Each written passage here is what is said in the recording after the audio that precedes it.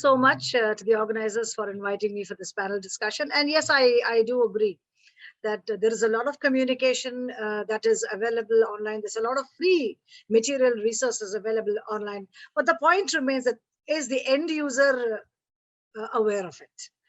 That's something that has to be taken into consideration, because at the end of the day, no matter what kind of resources they are, they might be the top-notch ones. But if the end user, the student, is not able to avail of it, then I think we really do need to work on communicating to the public what is available. The governments have been doing a lot. The central has been doing NCRT, as the presentation has been has clearly informed us. A lot of work is there available, but are the end users, the student, is he aware of these things? Is the parent from the rural areas aware of this? And I think in that I have a few suggestions on how EdTech could perhaps develop cost-effective ways. This in itself can be adapted to the rural India, the rural student, wherein that is where I have placed my focus. Education technology is here to stay, and that's the foundation on which all the learning is happening today. 2020 did not only change the working world as we know working, it has forever changed the way learning is being perceived. And I'm here to share my thoughts on how EdTech can help develop simple and cost-effective solutions for education in certain parts of rural India and overall.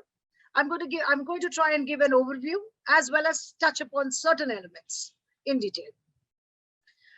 Now, online learning has been there for some times, but for some years now. But since the pandemic, schools have been adapting. They've had to keep themselves updated with the changing times. Students from the lower income families, especially, they've had to face many issues in attending online classes, starting from having a smartphone, a spare smartphone, the one that their parents might be using, data costs, that is also there, and then the platform fee if they have been using any platform, EdTech platform. Now it's 2022, and I think most of the country's students have got used to online classes. For a long time now, the learner has gone to the place of learning. The schools, the parents, the students, they've been the decision makers in the education space and the EdTech space till before. But now learning is reaching the learner, and therefore the EdTech platform has become the king. The business to consumer segment with respect to EdTech, that has seen a spectacular jump. The market is flooded with startups, and EdTech platforms have become widely accepted across all sections of society. NEP has given us guidelines to promote skill-based learning, for example, coding. And now there's a rush in providing coding right from smaller classes, and everything costs money. The point is to make things cost-effective. How can that be done? To do that, we have to understand what are the different ways of learning present today or available today for us. Learning is available in three ways. One is blended learning, the other one is flipped learning, and the third is adaptive learning. Blended learning is known as hybrid learning. It combines online materials and opportunities for interaction online and traditional classroom methods as well. A flipped learning, teachers can plan active learning during the class time and assign lecture materials and reference presentations to be viewed outside the class, maybe on their smartphone or maybe on their laptop in their houses. Now, adaptive learning it uses algorithms and AI to coordinate the interaction with the learner, with the student, and it adapts the resources and learning activities to the needs of each learner according to his or her ability. Now, Gayatri, yes, please. Sorry, 1 second. Can I request all the participants to come on the video, because I see that we are only seeing blank screens. Let's all respect the speakers who have come on. They've spent their time all the way to showcase their knowledge. So let's respect all the speakers. Thanks, everyone. I hope Mr. Varghese, it's okay in me announcing this. Yeah. Well, thank you, Kishan. You can go ahead. Thanks. Well, when you look at barriers for EdTech platforms, because that's where we are looking at the barriers, accessibility and affordability. EdTech achieves its complete purpose, its full purpose, only when it serves quality content while being light on the pocket and ready availability. There are many components that we need to work on when we come to the when it comes to EdTech, micro learning, mobile learning, educational videos and tutorials, tools that are used for performance tracking, skill identification, grading parameters, score analytics, and all of these and much, much more. EdTech companies have to ensure that all these components are available while being cost effective. Now, EdTech companies are ensuring a lot, but are they cost effective? That's the thing, to both urban and rural students. Now, while the urban belt will adjust by default because there's so much of competition, rural belt might find it a bit difficult, because now EdTech companies will definitely need to ensure that rural belts are able to access all of those. Here we are looking at the private players, while being able to pay for the services. And the cost effectiveness is not only about designing a platform, because it's also about implementing it and training the teachers who are going to be teaching that content. The platform can be made cost effective for teachers by connecting them with the maximum number of students at a minimum cost if it's required. And this will help the students by distribution of the cost in a number. This effectiveness will result in the adoption of platform by more teachers as well as students, because the platform will then become a ready reckoner of subject teachers. And I'm talking about private players. And the platforms have to be available to be implemented in small villages. Now, that was my main concern, where connectivity was going to be an issue.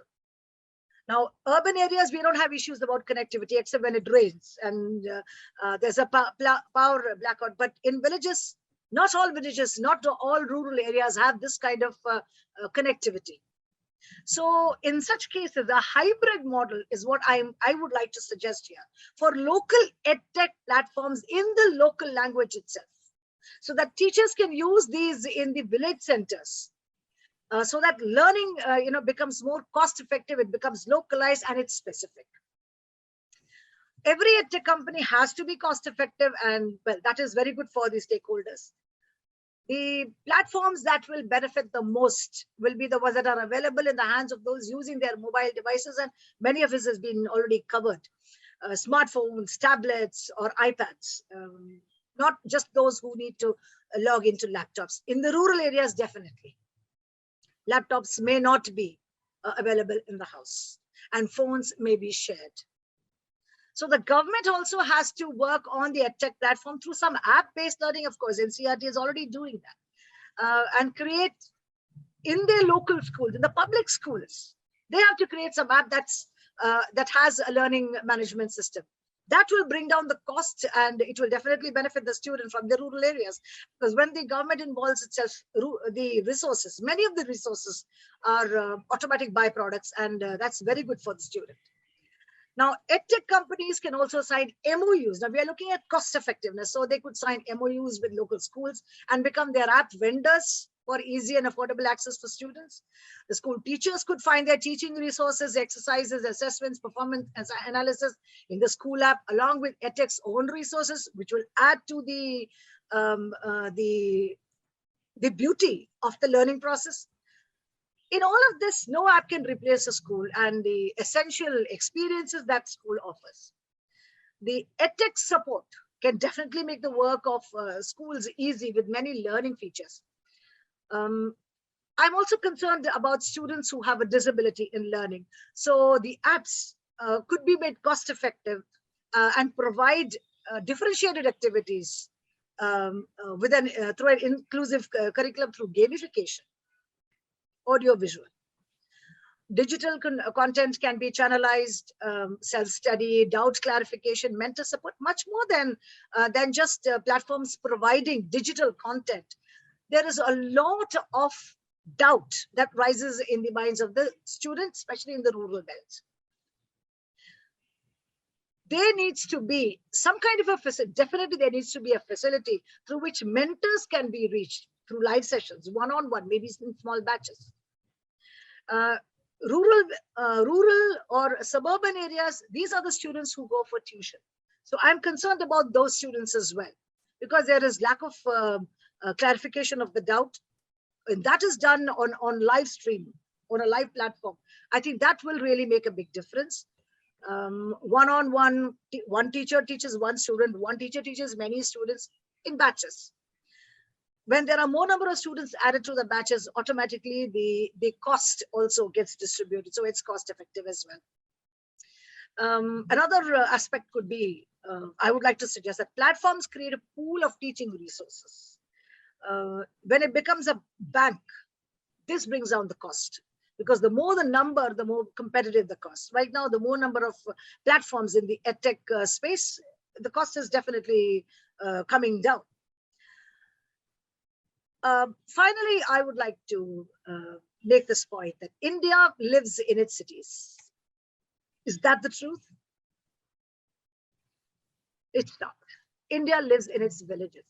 And in the days to come, the rural India is going to be a major driving force for online education, because maybe due to scarcity of good educational infrastructure available in many of these rural areas.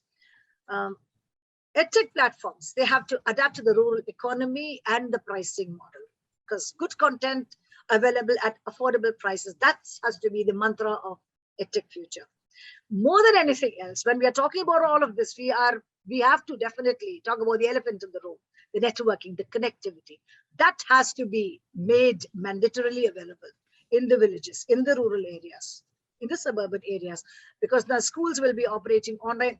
Now it's going to be online or in hybrid mode, or through devices, in a combination of flipped learning or blended learning or adaptive learning in any form. Lastly, I would like to end my suggestions by saying that education is a fundamental right for children. EdTech can never replace the schools. But in today's age, digital education that is simple and cost-effective is the need of the hour. Thank you for the opportunity to be a part of today's panel.